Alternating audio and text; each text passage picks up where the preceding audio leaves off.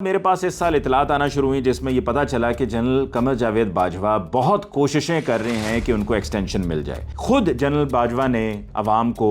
فوج سے دور کیا۔ ملک جو ہے وہ اس وقت اس معاشی دلدل میں دھکیلا جا چکا ہے کہ جہاں سے نکلنے میں بھی بڑا وقت لگے گا، اور اس میں آپ بھی برابر کے شریک ہیں۔ باجوہ صاحب خود پی ایم ایل این کہہ چکی ہے کہ کبھی کوئی تحریک عدم اعتماد اسٹیبلشمنٹ کی مدد معاونت کے بغیر کامیاب ہو ہی نہیں سکتی ہے۔ تو جنرل باجوہ صاحب، آپ کیا کہتے ہیں کہ آپ نے اس میں کوئی رول نہیں پلے کیا؟ ڈرائے دھمکا کے بھی کوششیں کی گئیں کہ جی کسی طرح یہ کر کے دیکھ لیں اور پھر شاید ہو سکتا ہے کہ ایکسٹینشن مل جائے، جس میں یہ کہ نواز شریف صاحب کو واپس نہیں آنے دیا جائے گا، مریم نواز کو واپس نہیں آنے دیا جائے گا۔ آج لوگ آپ کے جانے پر مٹھائیاں تقسیم نہ کرتے بلکہ لوگوں کی آنکھوں میں آنسو ہوتے کہ ہمارے آرمی چیف، ہمارے سپہ سالار 6 سال کے بعد ریٹائر ہو کر جا رہے ہیں اور ہمیں ان کی خدمات یاد رہیں گی۔ یہ ساری باتیں پاک فوج کے بارے میں نہیں ہو رہی ہیں، یہ ایک شخص کے بارے میں بات ہو رہی ہے جس کا نام قمر جاوید باجوہ، ریٹائرڈ جنرل قمر جاوید باجوہ۔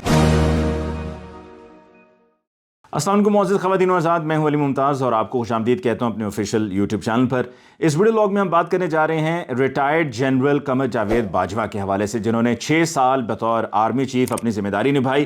اور آج چینج آف کمانڈ کی تقریب ہوئی اور اب نئے army chief general Syed Asim Munir ہیں۔ جنرل قمر جاوید باجوہ کے بارے میں نے آپ سے پہلے بھی کہا تھا کہ میں 29 نومبر کا انتظار کر رہا ہوں۔ جیسے ہی تاریخ آئے گی تو پھر بہت سی ایسی باتیں ان کے بارے میں جو میں نے آپ کے ساتھ پہلے شیئر نہیں کی، وہ باتیں آپ کے ساتھ شیئر کروں گا۔ ان کی شخصیت پر بات ہوگی، ان کی کارکردگی پر بات ہوگی،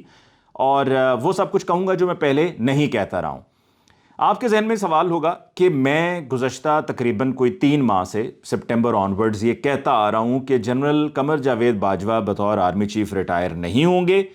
اور اپنی وہ ایکسٹینشن لیں گے، اور ان کے ساتھ ایک وائس چیف کے فارمولے پر بات چیت چل رہی ہے اور ایک وائس چیف بنا دیے جائیں گے جو 1.5 سال کے لیے آرمی چیف ہوں گے مزید قمر جاوید باجوہ صاحب، اور یہ وائس چیف ان کے ساتھ 1.5 سال بطور وائس چیف چلیں گے اور پھر یہ فل چیف بن جائیں گے، یعنی کہ آرمی چیف بن جائیں گے۔ اور پھر میں بار بار یہ کہتا رہا ہوں، میں تب بھی یہ کہتا رہا ہوں کہ جب جنرل قمر جاوید باجوہ نے این ڈی یو میں جا کر ایک تقریب میں خطاب کرتے ہوئے کہا کہ 29 نومبر کو میری مدت ملازمت مکمل ہو جائے گی، میں نے تب بھی یہ کہا کہ جب انہوں نے اپنے الوداعی دورے شروع کر دیے اور مختلف کورس کا جا کے انہوں نے دورہ کیا، جو کہ ایک الوداعی ملاقاتوں کا سلسلہ ہوتا ہے، اور ہمیشہ سے یہ ہوتا ہے کہ جو آؤٹ گوئنگ آرمی چیف ہوتے ہیں وہ اس طرح سے مختلف کورس میں جاتے ہیں ریٹائرمنٹ سے کچھ ہفتے پہلے اور جا کر ان کا وزٹ کرتے ہیں۔ میں تب بھی یہ کہتا رہا ہوں کہ جنرل قمر جاوید باجوہ مجھے یقین نہیں آ رہا کہ وہ جائیں گے، اور میں یہ سب اس لیے کہتا رہا ہوں بیکاز جب پچھلے سال ہماری ان سے 13 اگست کو ملاقات ہوئی تھی تو اس ملاقات کے بعد میں نے اپنے تمام دوستوں سے، صحافی دوستوں سے یہ کہنا شروع کر دیا تھا کہ جنرل قمر جاوید باجوہ جانے والے نہیں لگتے ہیں، یہ ٹکنے والے لگتے ہیں، ان کو انجوائے کر رہے ہیں، مزہ آ رہا ہے ان کو ایز آرمی چیف، اور طاقت ان کے پاس ہے اور بھرپور طاقت ان کے پاس ہے، اور جو اس وقت کی گورنمنٹ تھی پی ٹی آئی ان کے ساتھ ایک ہی پیج پہ چل رہے تھے، تو میں نے کہا یہ جاتے ہوئے دکھائی نہیں دے رہے ہیں۔ پھر اس کے بعد میرے پاس اس سال اطلاعات آنا شروع ہوئی جس میں یہ پتا چلا کہ جنرل قمر جاوید باجوہ بہت کوششیں کر رہے ہیں کہ ان کو ایکسٹینشن مل جائے۔ انہوں نے اس ایکسٹینشن کے لیے کوششوں میں کیا کچھ نہیں کیا، جو ان کے سسر ہیں یعنی کہ فادر ان لا ہیں، ان کے ذریعے بھی کوششیں کی گئیں۔ وہ لندن گئے، جا کے نواز شریف صاحب سے انہوں نے ملاقاتیں کیں، پھر آخر میں کچھ ڈرائے دھمکا کے بھی کوششیں کی گئیں کہ جی کسی طرح یہ کر کے دیکھ لیں اور پھر شاید ہو سکتا ہے کہ ایکسٹینشن مل جائے، جس میں یہ کہ نواز شریف صاحب کو واپس نہیں آنے دیا جائے گا، مریم نواز کو واپس نہیں آنے دیا جائے گا۔ لیکن ان تمام تر کوششوں کے بعد، اور پھر اس میں ایک اور بھی فیکٹر یہ بھی تھا کہ عمران خان صاحب نے جو 11 تاریخ کو پہنچنا تھا، ایک وہ بھی آس امید تھی کہ وہ 11 تاریخ کو پہنچیں گے، انتشار کی صورتحال ہوگی، سڑکوں پہ مار دھاڑ ہوگی، لا اینڈ آرڈر سچویشن خراب ہوگی، اور اس کے نتیجے میں پھر آرمی چیف یا پاکستان آرمی جو ہے وہ ٹیک اوور کر لے گی اور حکم تو آرمی چیف کا ہی ہوگا۔ جب گزشتہ سال 13 اگست کو ہماری ان سے ملاقات ہوئی تھی تو اس ملاقات میں انہوں نے کہا تھا کہ جب حالات ایسے ہو جائیں تو پھر فوج کو آنا پڑتا ہے۔ تو یہ بھی بات ایک میرے ذہن میں تھی کہ ان کے بھی ذہن میں یہ بات ہے، یا وہ سمجھتے ہیں، مانتے ہیں اس چیز کو کہ اگر حالات ایسے ہوں تو پھر فوج کو آنا پڑتا ہے، بھلے اس کے بعد لوگ فوج کو یہی کہتے ہیں، برا بھلا کہتے ہیں کہ جی آئے ٹیک اوور کر لیا، اور پھر انٹرنیشنلی بھی اس کو ایکسیپٹ نہیں کیا جا رہا ہوتا ہے۔ تو بہت کوششیں کی ہیں، بھرپور کوششیں کی ہیں، میرے کئی دوست نہیں بھی مانتے تھے لیکن میں کہتا تھا کہ کوششیں جاری ہیں، حتیٰ کہ یہاں تک کہ چودھری پرویز الہی صاحب جو چیف منسٹر پنجاب ہیں، وہ میاں محمود الرشید صاحب یہ بتاتے ہیں کہ انہوں نے شرط لگائی ہوئی تھی کہ میرے سے شرط لگا لو جنرل قمر جاوید باجوہ بطور آرمی چیف ریٹائر نہیں ہوں گے بلکہ ایکسٹینشن لیں گے۔ تو یہ تو آہستہ آہستہ جا کر باتیں کھلیں گی، اور میری اس کہی ہوئی بات کی تصدیق اور بھی بہت سے لوگ کریں گے کہ باجوہ صاحب نے کوششیں بہت کی ہیں کہ کسی طرح میں کنٹینیو کروں، لیکن ان کی دال نہیں گلی، ان کی بات بنی نہیں، اور پھر آخر میں ان کو اور کوئی آپشن بچا نہیں تھا، تو انہوں نے جا کے پھر جنرل عاصم منیر کو آرمی چیف کی سمری بھیجی گئی، اور پھر جنرل عاصم منیر کا اس میں سے انتخاب ہوا۔ اور سمری بھی میں جیسے کہ آپ کو پہلے کہہ چکا ہوں کہ ان کے سمدھی ریٹائرڈ جنرل حمود الزمان صاحب ڈیفنس سیکٹری ہیں، تو ان کے ذریعے 2 سمریز تھیں، اور وہ چاہ رہے تھے کہ اظہر عباس صاحب کو یا ساحر شمشاد صاحب کو، دونوں میں سے ایک کو بنایا جائے آرمی چیف اور ایک کو بنایا جائے chairman joint chief of staff. تو اس میں ساحر شمشاد صاحب بن گئے chairman joint chief of staff committee, لیکن اظہر عباس صاحب بطور آرمی چیف ان کا انتخاب نہیں ہوا، اور پھر اب انہوں نے فوج سے ارلی ریٹائرمنٹ بھی لے لی، اور یہی جنرل فیض پہ بھی اپلائی ہوتا ہے۔ جنرل قمر جاوید باجوہ 2021 تک مقبول تھے، لوگ پسند کرتے تھے، لوگ اس بات پر خوش تھے کہ سویلین گورنمنٹ اور آرمی چیف عمران خان صاحب اور آرمی چیف ایک ہی پیج پر ہیں، لیکن پھر ہم نے پچھلے سال دیکھا کہ وہ ایک پیج نہیں رہا۔ اس سے پہلے باجوہ صاحب کو اپوائنٹ کیا تھا میاں محمد نواز شریف صاحب نے، اور ہم سب جانتے ہیں کہ میاں محمد نواز شریف صاحب 2017 میں ان کو بطور وزیر اعظم فارغ کیا گیا، اور پھر ان کے کیسز، اور پھر 2018 میں انتخابات ہوئے اور پی ٹی آئی کی گورنمنٹ بنی، اور پھر P M L N Mian Nawaz Sharif صاحب اور مریم نواز صاحبہ باقاعدہ نام لے کر کہتے رہے ہیں باجوہ تمہیں جواب دینا ہوگا، باجوہ تمہیں بتانا ہوگا، اس طرح سے وہ گفتگو کرتے رہے ہیں، باقاعدہ دھمکی آمیز ان کی تقاریر رہی ہیں، مریم نواز صاحبہ کی بھی اور نواز شریف صاحب کی بھی، لیکن اس وقت باجوہ صاحب نے ذرا اف تک نہیں کی، اس پر کوئی ری ایکشن نہیں دیا، خاموش رہے، سنتے رہے، لیکن کوئی ری ایکشن نہیں انہوں نے دیا۔ میں نے پچھلے سال بھی ان سے پوچھا، میں نے کہا جی آپ خاموش رہتے ہیں، آگے سے کوئی ری ایکشن نہیں دیتے، بڑی بات ہے، بڑی ہمت ہے، بڑا حوصلہ ہے آپ کا، تو اس پر بھی انہوں نے کوئی جواب نہیں دیا تھا۔ مطلب وہ اس موضوع کو اوائڈ کرتے رہے ہیں، اور ان کے خلاف وہ سب نہیں ہوا جو پھر April onwards P T I کے لوگوں کے ساتھ ہوتا رہا، شہباز گل صاحب کے ساتھ، اعظم سواتی صاحب کے ساتھ، اور اس وقت بھی ان کو گالم گلوچ کیا جاتا تھا، ان کو برا بلا کہا جاتا تھا، ان کو دھمکیاں دی جاتی تھیں، لیکن کسی کو پکڑ کے اندر نہیں کیا جاتا تھا، کہیں پر ایف آئی اے نہیں پہنچتی تھی، کہیں پر کوئی اور پورے ملک میں ایف آئی آر جو درج ہوتی ہیں وہ نہیں ہوتی تھیں۔ لیکن ہم نے پھر اپریل کے بعد دیکھا کہ حالات بدل گئے۔ پہلے وہی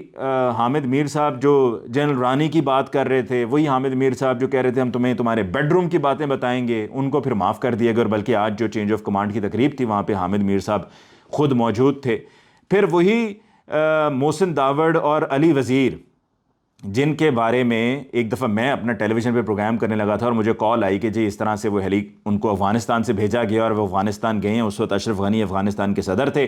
تو ان کا ذرا پروگرام کے آغاز میں ذکر کر دو، اور پھر ذرا تسلی کرانی ہے محسن داوڑ اور علی وزیر کی۔ میں نے کرائی کہ بیکاز میری نظر میں کوئی بھی ایسا شخص جو ملک کا دشمن ہوگا، کوئی بھی ایسا شخص جو ملک کی جڑیں کمزور کرنے کی کوشش کرے گا اور دشمنوں کے ساتھ مل جائے گا، تو اس کے بارے میں ایک دفعہ نہیں 1 کروڑ دفعہ بھی مجھے کہا جائے گا تو کھل کر کہوں گا، بغیر کسی ڈر کے، بغیر کسی خوف کے بات کروں گا، اور میں کرتا چلا جاؤں گا۔ تو میں نے محسن داوڑ اور علی وزیر کے بارے میں اس وقت کھل کر بات یہ کی کہ یہ کیا طریقہ کار ہے کہ وہاں سے آپ کو اشرف غنی اور ان کا وہی نیشنل سیکیورٹی ایڈوائزر حمداللہ محب جا کر نواز شریف سے ملتا ہے، اور وہاں جا کر پاکستان کی شکایتیں کرتا ہے، اور سمجھتا ہے کہ جی وہاں جا کر پاکستان کے بارے میں وہ کوئی جاسوسی کرے گا، کوئی وہاں سے سمپتھی حاصل کرنے کی کوشش کرے گا نواز شریف سے، اور ہم اس طرح کے لوگوں کو جو جا کر اس طرح کے لوگوں کو، اشرف غنی اور حمداللہ محب کو جا کر ملیں گے، محسن داوڑ علی وزیر، ہم ان کو معاف کر دیں گے؟ نہیں کریں گے۔ لیکن اس سال ہم نے دیکھا کہ وہی جنرل قمر جاوید باجوہ، ساری باتیں پاک فوج کے بارے میں نہیں ہو رہی ہیں، یہ ایک شخص کے بارے میں بات ہو رہی ہے جس کا نام قمر جاوید باجوہ، ریٹائرڈ جنرل قمر جاوید باجوہ، کیونکہ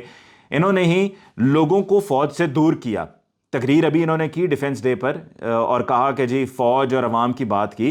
خود جنرل باجوہ نے عوام کو فوج سے دور کیا۔ خود جنرل باجوہ نے پچھلے سال 13 اگست کو یہ کہا تھا کہ جی ہم نے یہ دہشت گردی کی جنگ میں جو کامیابی حاصل کی ہے، یہ ممکن ہی نہیں تھی کہ اگر ہمیں عوام کی حمایت حاصل نہ ہوتی، تو آپ نے اسی عوام کو دور کر دیا۔ شاید آپ نے اس وجہ سے کیا کہ آپ نے اسی 13 اگست کی تقریب میں، جو 13 اگست کو آپ سے ملاقات ہوئی تھی، آپ نے تب یہ کہا تھا کہ ہمارے لوگ، ہماری قوم جذباتی ہے۔ یہ میں نے لکھا ہوا یہاں پہ سارا، میں کوئی اپنے پاس سے یہ باتیں بنا کر نہیں کر رہا ہوں، یہ میرے پاس لکھا ہوا ہے، ہماری جذباتی قوم ہے، یہ ایگزیکٹ الفاظ تھے سیکوینس میں، ہماری جذباتی قوم ہے، یہ قمر جاوید باجوہ صاحب کا کہنا تھا۔ تو شاید وہ یہ سوچ رہے تھے کہ 9 اپریل کو جو ہوا اس کے بعد جذباتی قوم ہے، اس وقت جذباتی ہو کر سڑکوں پہ نکل آئی، نعرے بازی کی، پورے ملک میں لوگ نکل آئے، احتجاج کیا، کچھ دن گزریں گے، ہفتے گزریں گے، ٹھنڈے ہو جائیں گے، جھاگ کی طرح یوں ابال آتا ہے اور بیٹھ جائیں گے، لیکن ان کی بہت بڑی بھول تھی۔ وہ شاید اگر یہ سمجھ رہے تھے کہ جی یہ کرنے سے ملک بہتر ہو جائے گا، تو وہ ہم نے دیکھ لیا کہ ملک کتنا بہتر ہوا، معیشت کتنی بہتر ہوئی، جھوٹے نعرے، دعوے کہ ہم مہنگائی ختم کر دیں گے, ہم یہ کر دیں گے, وہ کر دیں گے, کچھ بھی نہیں ہوا, کھوکھلے نعرے تھے, مہنگائی بھی ادھر ہی ہے, ڈالر بھی ادھر ہی ہے, سب کچھ ادھر کا ادھر ہی ہے. تو ہمیں حاصل وصول کیا ہوا ان 8 مہینوں میں. اور یہ جو ساری رجیم چینج کی بات تھی نا, دیکھیں یہ اس میں جنرل باجوہ صاحب اگر وہ یہ کہتے ہیں کہ اگر وہ اس کا حصہ نہیں ہیں تو یہ بہت بڑی غلط بیانی ہے, کیونکہ خود پی ایم ایل این کہہ چکی ہے کہ کبھی کوئی تحریک عدم اعتماد اسٹیبلشمنٹ کی مدد معاونت کے بغیر کامیاب ہو ہی نہیں سکتی ہے. تو جنرل باجوہ صاحب آپ کیا کہتے ہیں کہ آپ نے اس میں کوئی رول نہیں پلے کیا؟ یہ تو عمران خان صاحب نے پچھلے دنوں تقریر میں کہہ دیا کہ جی اسٹیبلشمنٹ نے ایسا کیا نہیں ہے, لیکن باجوہ صاحب آپ نے خود کیا. یہی متحدہ قومی موومنٹ, وسیم اختر, عامر خان صاحب, یہ کیا کہتے تھے جب ان سے ہماری ملاقات ہوئی تھی فروری میں؟ انہوں نے ہم سے ملاقات میں یہ کہا کہ جی ہم تو دیکھیں اب بھائی کیا کہتے ہیں. تو بھائی کا مطلب الطاف بھائی کی بات نہیں کر رہے تھے, وہ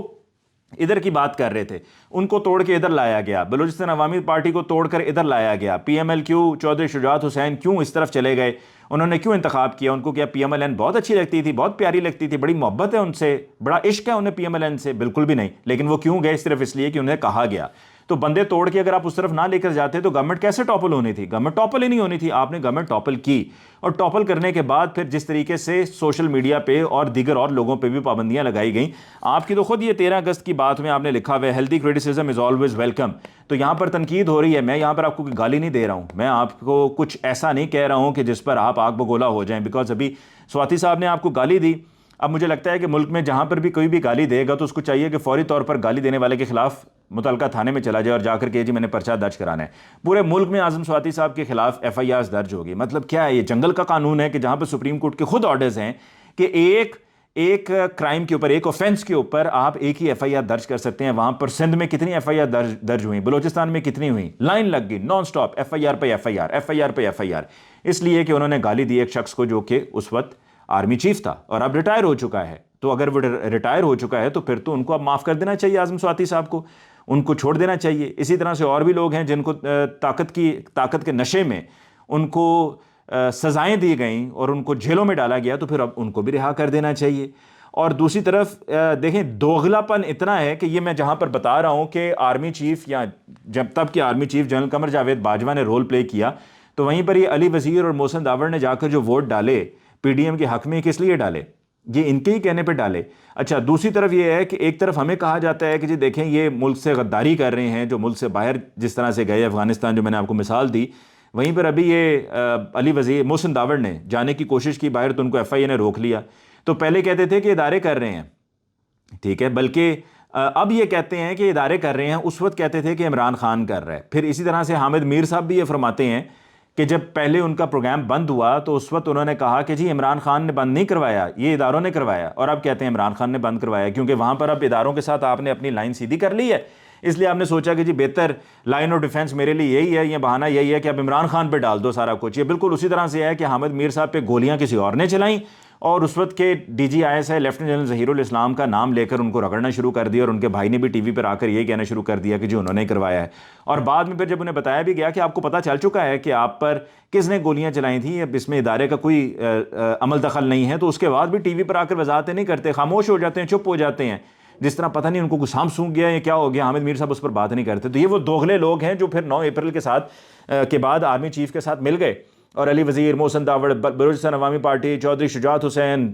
متحدہ قومی موومنٹ, یہ وہ ساری پولیٹیکل پارٹیز ہیں جن کی حمایت پی ٹی آئی کے لیے تھی, اور وہ انجوائے کرتے رہے اقتدار 3.5 سال, اور ان کو سب اچھا لگ رہا تھا, تب کوئی مسئلے مسائل نہیں تھے. ہاں ہلکی پھلکی ناراضگیاں اور ہوتا رہتا ہے سارا کچھ, لیکن ابھی بھی ان کو کیا مل رہا ہے,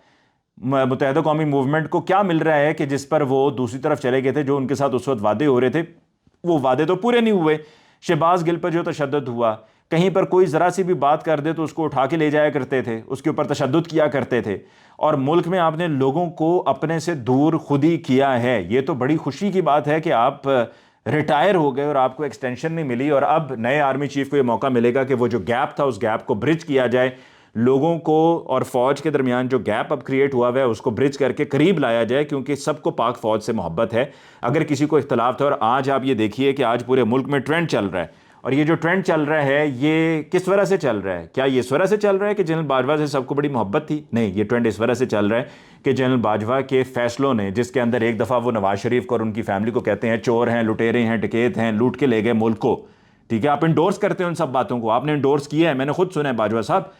اور اس کے بعد آپ کو وہ سب دودھ کے دھلے ہوئے نظر آ جاتے ہیں، آپ کو فرشتے نظر آ جاتے ہیں، آپ کو ان میں کوئی کھوٹ ہی نہیں نظر آتا ہے، آپ کو وہ پارسا نظر آتے ہیں، اور آپ کو پھر پی ٹی آئی میں خرابیاں نظر آنا شروع ہو جاتی ہیں۔ پی ٹی آئی آپ کو گندی، میلی، کرپٹ جماعت لگتی ہے،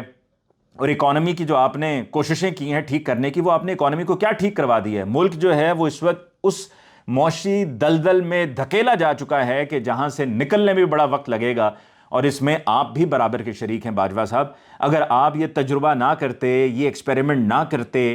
کہ گورنمنٹ کو تبدیل کر کے کوئی اور گورنمنٹ لائی جائے، تو میرا خیال میں ملک اب تک سٹیبل رہتا، ملک میں سٹیبلٹی ہوتی، اکنامک سٹیبلٹی ہوتی، پولیٹیکل سٹیبلٹی ہوتی۔ نہ پولیٹیکل سٹیبلٹی ہے، نہ اکنامک سٹیبلٹی ہے، اور سیکیورٹی وائز بھی ہم دیکھ رہے ہیں کہ کس طریقے سے اب ٹی ٹی پی دوبارہ سے ایکٹیو ہو گیا ہے، اور یہ ہمارے ملک کے حالات ہیں۔ تو آپ نے ملک کو لا کر کس نہج پہ، کس مقام پر آپ چھوڑ کر گئے ہیں؟ اگر آپ چاہتے تو آپ اپنے کیے کے اوپر اس کا کفارہ ادا کرتے، آپ اپنے کیے کو ٹھیک کرتے، جو آپ نے غلط کیا اس کو آپ ٹھیک کر کے جاتے، الیکشنز کی کال دیتے تاکہ آزاد منصفانہ الیکشنز ہوتے، کرواتے، اور آپ بھی سرخرو ہو کر جاتے کہ جی ہم سیاست سے اب باہر ہیں، ہمارا سیاست سے اب کوئی تعلق نہیں ہے، جیسا کہ ہم بار بار کہتے ہیں اور زبانی کلامی کہتے ہیں، عملاً نظر آنا چاہیے نا، سیاست میں ہمارا اب کوئی رول نہیں ہے۔ تو آپ الیکشنز کرواتے، آپ الیکشنز کرواتے اور آزاد منصفانہ الیکشنز کرواتے، اور اس کے بعد جو بھی حکومت ہوتی وہ آتی اور ملک کو چلاتی، اور آپ آرام سے اطمینان سے جاتے، آپ کو کہیں ملک سے باہر جانے کی ضرورت نہ پڑتی۔ آج لوگ آپ کے جانے پر مٹھائیاں تقسیم نہ کرتے، بلکہ لوگوں کی آنکھوں میں آنسو ہوتے کہ ہمارے آرمی چیف، ہمارے سپہ سالار 6 سال کے بعد ریٹائر ہو کر جا رہے ہیں، اور ہمیں ان کی خدمات یاد رہیں گی، ہم انہیں مرتے دم تک یاد رکھیں گے، ہم انہیں جہاں دیکھیں گے سلوٹ کریں گے، ہم انہیں جہاں ملیں گے ہم ان کا شکریہ ادا کریں گے۔ لیکن آج army chief general Qamar Javed Bajwa retire ہوئے تو ایک ایسے دور میں سے اور ایک ایسے طریقہ کار کے تحت کہ جس میں لوگ ان کے جانے پر خوشی سے جھوم رہے ہیں، ناچ رہے ہیں، بھنگڑے ڈال رہے ہیں، ڈھول بج رہے ہیں کہ ہمارا آرمی چیف چلا گیا۔ یہ سب اس وجہ سے کہ آپ نے یہ جو تجربہ کیا اپریل میں، نہ تو اس تجربے کی ضرورت تھی، اور وہ تجربہ صرف اور صرف آپ نے کیا اپنی ذات کی خاطر، اپنی خاطر۔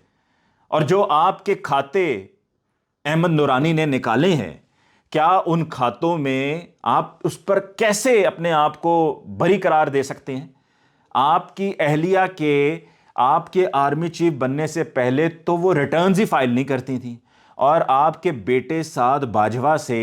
جو آپ کی بہو ہیں، ان کی شادی سے 9 دن پہلے پچھلے سارے سالوں کے اس میں ایف بی آر میں ریٹرنز جمع کروائے گئے، اور پھر پراپرٹیز بتائی گئیں کہ جی ایک فلاں ایگریکلچرل لینڈ ہے، فلاں ایگریکلچرل لینڈ ہے، گجرانوالا کی ایگریکلچرل لینڈ ہے، جس کا آپ کو پتا تھا کہ اس نے بعد میں ڈی ایچ اے نے ایکوائر کر لینا، اور اسی طرح لاہور میں بھی یہ جی فلاں زرعی زمین ہے، اور اس کو آپ کو بھی پتا تھا کہ بعد میں ڈی ایچ اے نے ایکوائر کر لینا ہے۔ پھر اسی طرح گلبرگ گرین میں سب سے بڑا جو فارم ہاؤس ہے وہ بھی آپ کا ہے، اور بھی لوگوں کا ہے لیکن آپ کا سب سے بڑا ہے۔ تو یہ جو تقریباً 12.7 ارب کی آپ کی یہ پراپرٹیز ہیں، ویلتھ ہے آپ کی، اس پر بھی تو آپ کو جواب دینا ہوگا کہ نہیں دینا ہوگا؟ کہ اگر یہ پہلے کی ہوتی اور جدی پشتی چل رہا ہوتا نظام تو سمجھ میں آتا ہے، انہیریٹڈ پراپرٹیز ہیں، انہیریٹڈ ویلتھ ہے، سمجھ میں آتا، پر یہ تو آپ کے آرمی چیف بننے کے بعد آپ کے پاس آیا نا۔ کیسے آ گیا؟ کہاں سے آ گیا؟ کس نے دیے؟ یہ تمام باتیں، یہ تمام سوالات، ان کے جواب آپ کو دینے ہوں گے، قوم کو دینے ہوں گے، کیونکہ قوم جواب مانگتی ہے۔ یہ اپنا اچھا سمجھتے ہیں، برا سمجھتے ہیں، آپ نے ان کا کہہ دیا کہ ہم جذباتی ہیں، یہ جذباتی نہیں ہیں، یہ یہاں سے کام لیتے ہیں، یہاں سے ان کو لکھنا بھی آتا ہے، بولنا بھی آتا ہے، اور یہ تب تک لکھتے رہیں گے، بولتے رہیں گے کہ جب تک آپ اپنے کیے پر جواب نہیں دیں گے۔ مجھے علی ممتاز کو دیجیے اجازت، اللہ نگہبان۔